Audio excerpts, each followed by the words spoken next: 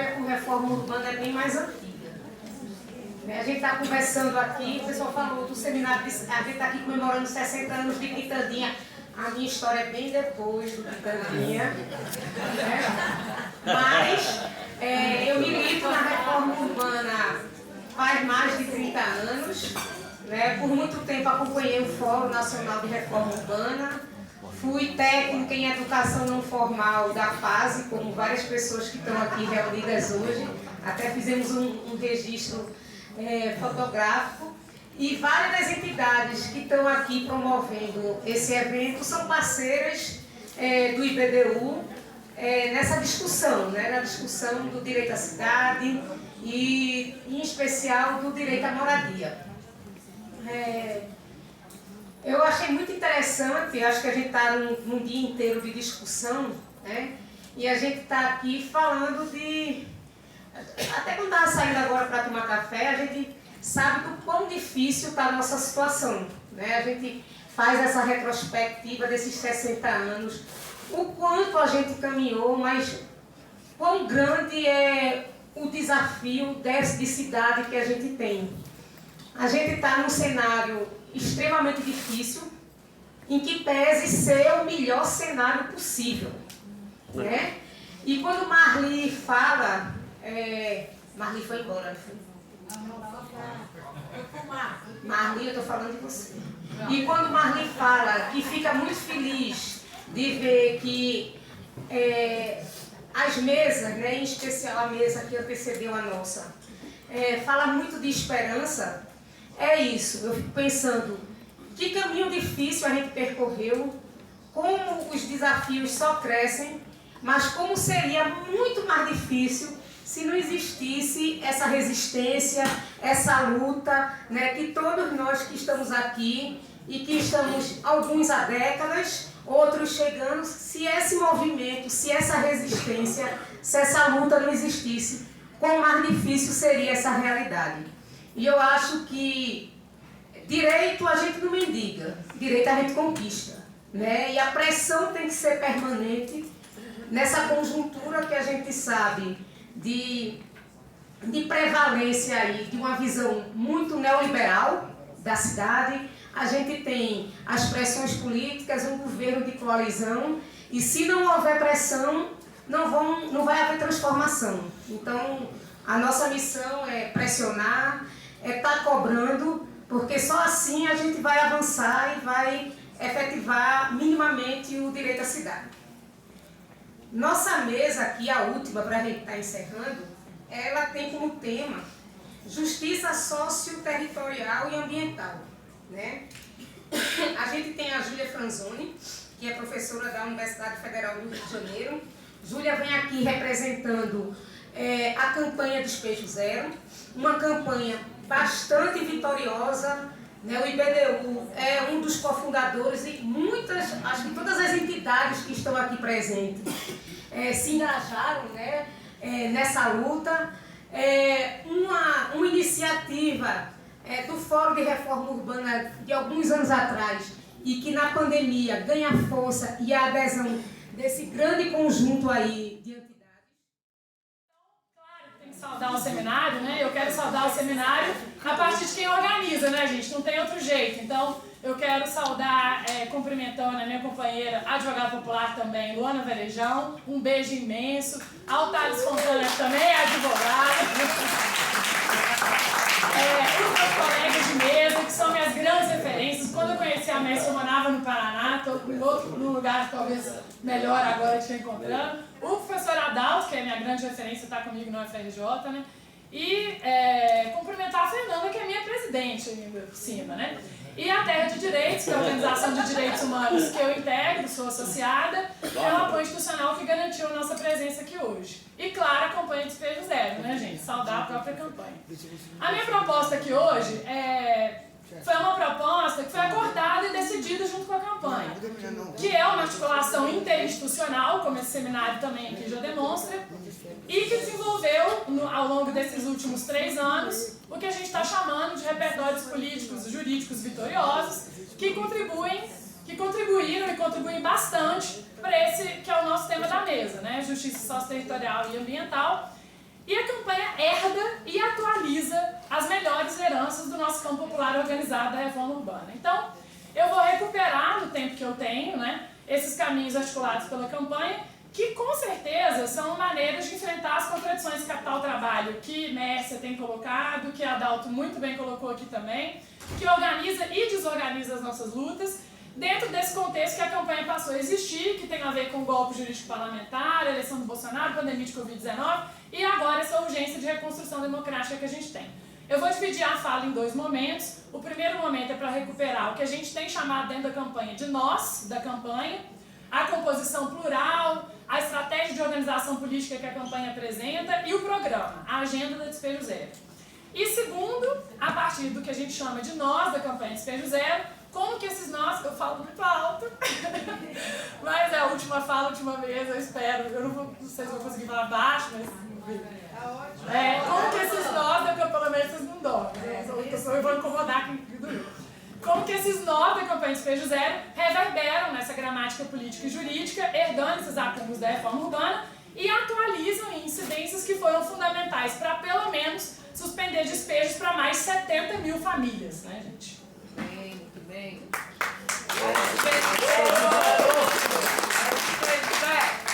Vamos lá, então. Ponto 1, os nós da campanha Despejo. Deixa eu ficar com esse trem aqui, né? Os nós da campanha Despejo Zero.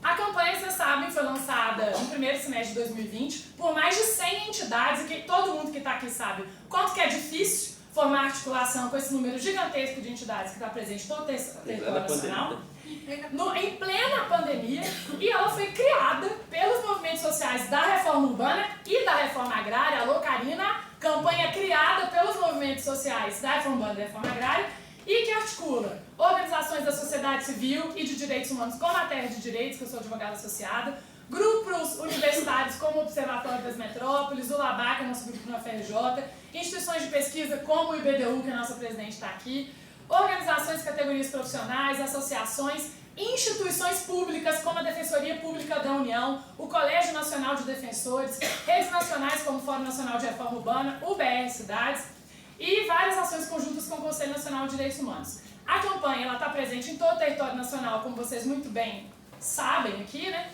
E ela tem trabalhado com uma herança de pensar advocacia popular, comunicação popular, incidência popular, formação popular, e ela vem trabalhando de diferentes maneiras, em diferentes escalas, para suspender despejos no Brasil.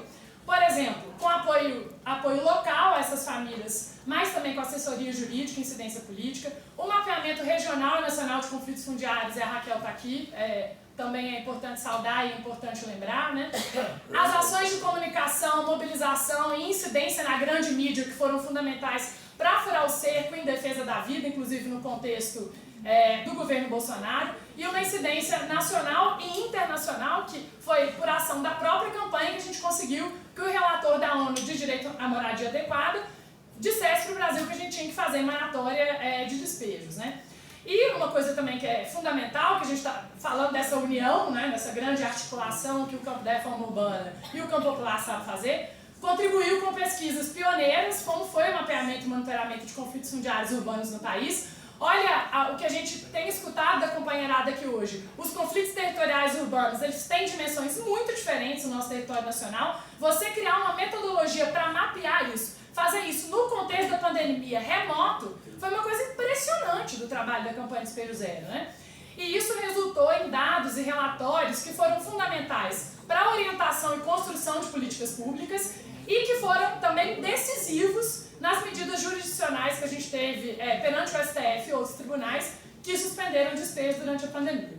Então, disso, só dessa apresentação breve, assim, de como a campanha funciona, esses nós da campanha, acho importante tirar aí duas orientações pra gente, né? Orientações que a campanha Despejo Zero coloca. Orientação 1, o caráter interinstitucional e plural da sua composição e a necessidade de uma ação combinada de diferentes estratégias. Comunicação, mapeamento, monitoramento dos conflitos fundiários, incidência política e jurídica em diferentes escalas. São essas dimensões plurais de sujeitos e de práticas que são espólio mesmo, né, do nosso campo da reforma urbana e que apontam para caminhos mais potentes para enfrentar crises que estão sobrepostas, né, como vários colegas já colocaram aqui. Crise de reconstrução democrática, crise ecológica, crise social, etc. E uma segunda coisa é que essa pluralidade de sujeitos e de práticas que formam a campanha, ela está atrelada a uma agenda, gente. E isso eu queria destacar com muita importância aqui, porque eu acho que é uma novidade, entre aspas, da campanha Despejo Zero, né? Essa composição plural que a gente aprende com o campo popular organizado, ela está conectada com um programa político que é o emblema da campanha Despejo Zero, defesa da vida no campo e na cidade. Esses sujeitos, essas práticas plurais, eles vêm afirmando a interdependência entre acesso à terra, à moradia e à cidadania. Ou seja, para a gente fazer a reconstrução democrática que a gente precisa no nosso país, a gente precisa estar acompanhado do que a campanha conseguiu articular, né, que é mudar o eixo de gravidade das discussões sobre crise democrática, crise ecológica e crise social, não focando apenas só nas dimensões institucionais delas, mas centralizando a resposta a essas crises a partir do que é formulado nas experiências concretas dos territórios, nas suas diferentes particularidades, enfim, e semelhanças, para a gente poder reformular, fazer e apontar para caminhos para a luta por direitos. Então, o que a gente tem chamado dessa mudança do eixo de gravidade para enfrentar essas múltiplas crises é que a campanha centraliza a vida, como acompanhado dos movimentos falaram na última mesa, né, o emblema defesa da vida no campo e na cidade, me leva para esse ponto 2 da fala, que é falar para vocês, beleza, parabéns, vocês têm um programa político, vocês têm a agenda, vocês têm, enfim, né, isso está delineado, agora como que faz, né? E como é que faz? E o que a gente faz? Qual é a prática, né? E aí eu quero contar para vocês como a gente fez, né, como a campanha fez e como está reverberado em exemplos de vitórias parciais institucionais que a gente teve nesses últimos 3 anos. Como eu disse, aqui o Paulo não me deixa esquecer, a presença do Paulo também, né? A campanha ela é herdeira desse espólio que o campo popular organizado da reforma urbana tem, e a gente sabe que o enfrentamento aos despejos no nosso país ele já passou por várias estratégias de articulação, mobilização popular, e aí eu queria citar pelo menos 3, né, da qual a campanha é herdeira. A criação do Conselho Nacional de Justiça em 2009 e 2010, desses fóruns nacionais para monitoramento e propositura de resoluções de conflitos fundiários, um deles já foi extinto. A luta inglória e dificílima que foi na época da reforma do Código de Processo Civil, e lembrando daquela época de incidência na reforma do Código de Processo Civil de 2015, que criou um novo regime para as ações possessórias que envolvem despejos no nosso país, prevendo, por exemplo, a inspeção judicial, audiência de conciliação prévia ao despejo, né? E a resolução 10 do CNDH, do Conselho Nacional de Direitos Humanos, que, digamos, é o nosso marco normativo principal para pensar o regime que as instituições devem ter e devem se guiar se tratando de conflitos fundiários, né?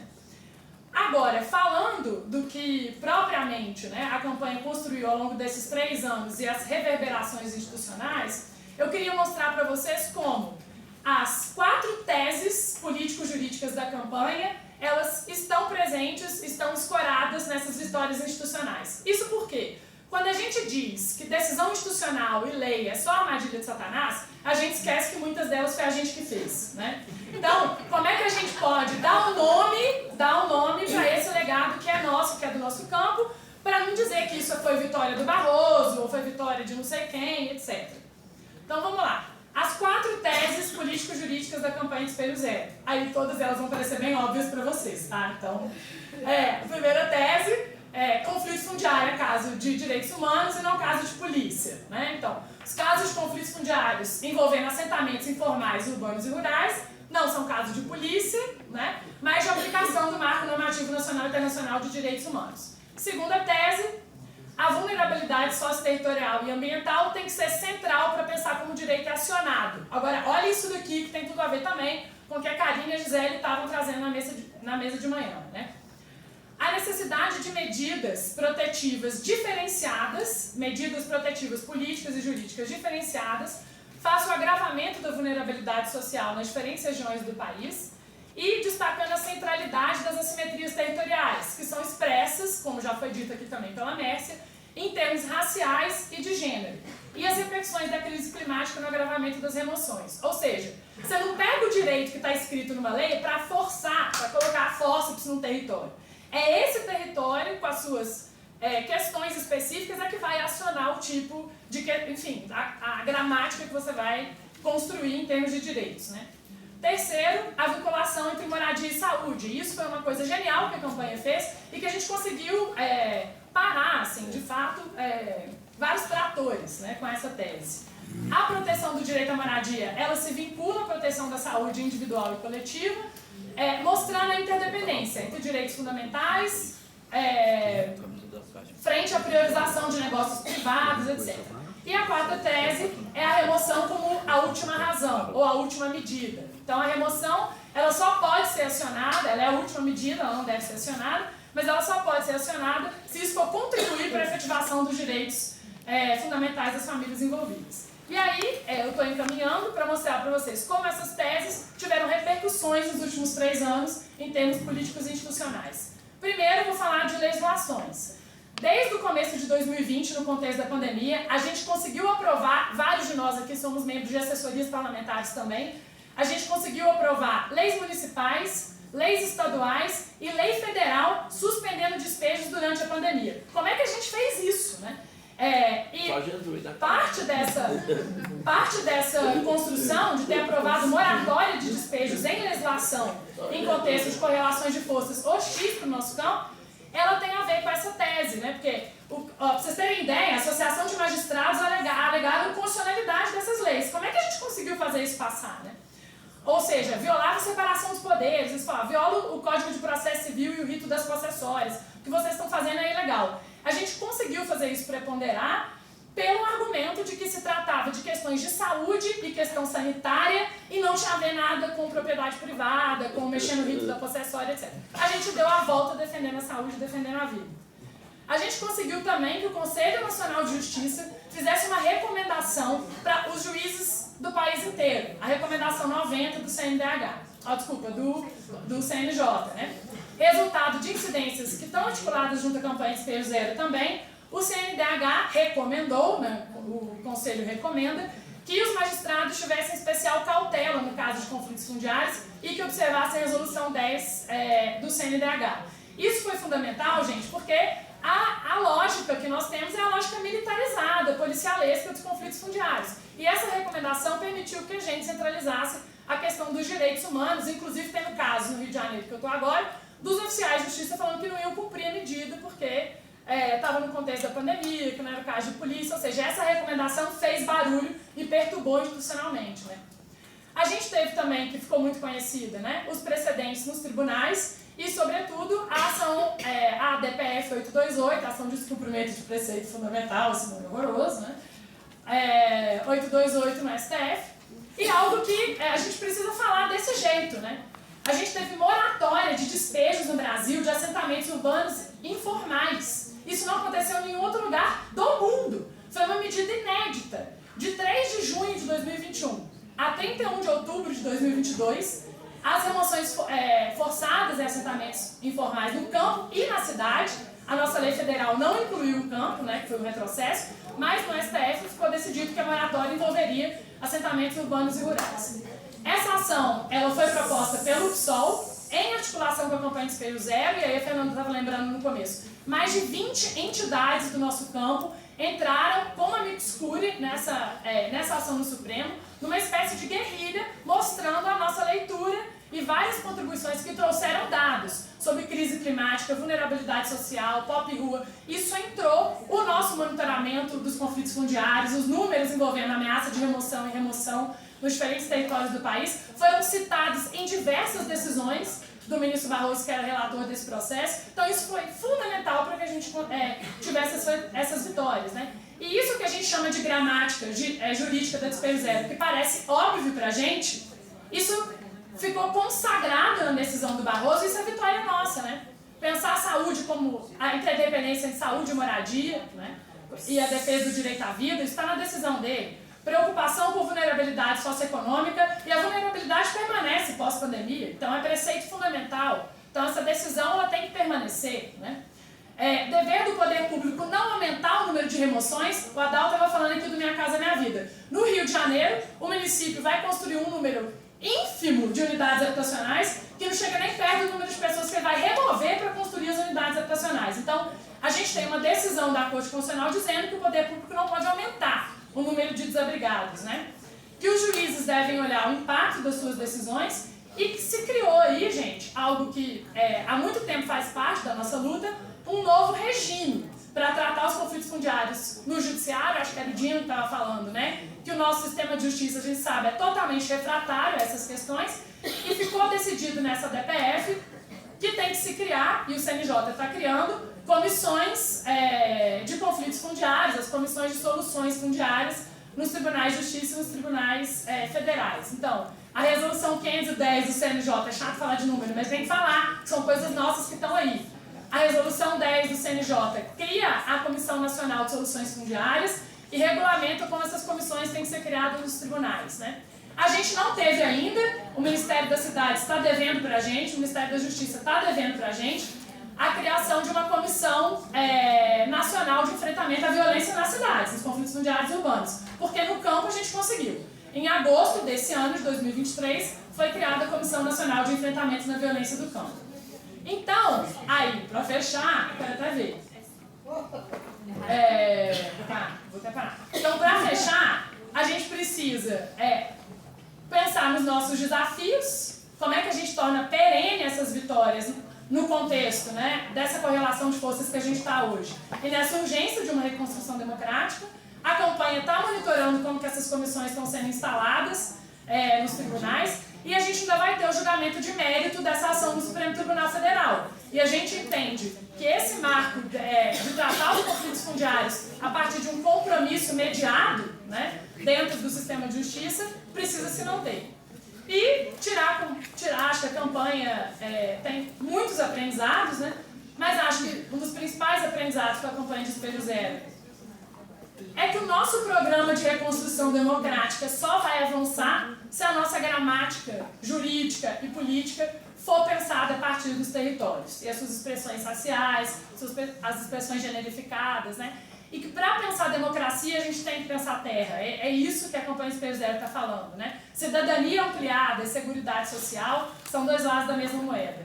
E, segundo, que a recomposição da luta das trabalhadoras e dos trabalhadores, ela avança mais se ela for pensada e feita em coalizões, como é a própria campanha Espelho Zero, né? Então, terra, casa, programa, luta, são vitórias, ainda que parciais, que a campanha Espelho Zero está apontando caminhos. É isso, gente.